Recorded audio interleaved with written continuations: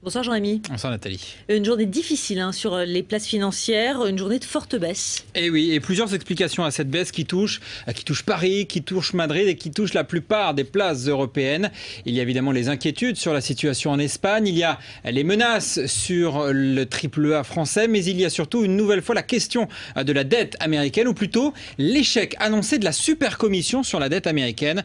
Républicains et démocrates n'arrivent pas à tomber d'accord sur la réduction des déficits publics. Ils ont normalement jusqu'à ce soir pour rendre leurs conclusions avant un vote mercredi.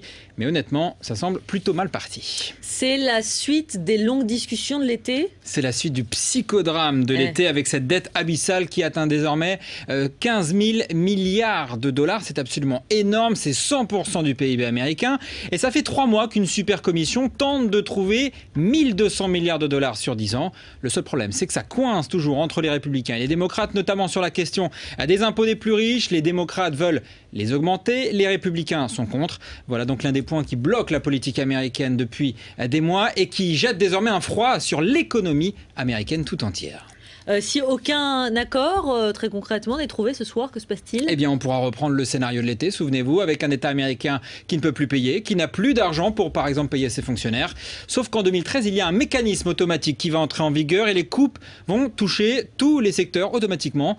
Une nouvelle fois, il y a urgence à quelques mois des élections américaines et ça, les marchés, évidemment, n'aiment pas. Sans accord ce soir, eh bien, la bourse devrait encore chuter et on le sait, la note américaine pourrait à nouveau être dégradée. Il y a donc urgence. L'info éco en plus, c'est PSA qui n'en finit pas de se restructurer. Oui, après les suppressions de postes annoncées la semaine dernière, après la fermeture programmée des usines de scooters de Peugeot, eh bien, PSA allège une nouvelle fois son portefeuille et se recentre sur son cœur de métier. PSA va céder ses 2 entreprises de location de voitures, dont National Citer, qu'on connaît en France, qui a à peu près 300 bureaux dans le pays. Une vente dont on ignore le montant, mais qui permet à PSA de céder une filiale qui n'avait finalement que peu de synergie. Voilà donc pour l'actualité de nos constructeurs automobiles. Merci beaucoup Jean-Rémy Baudot. Merci. À tout à l'heure.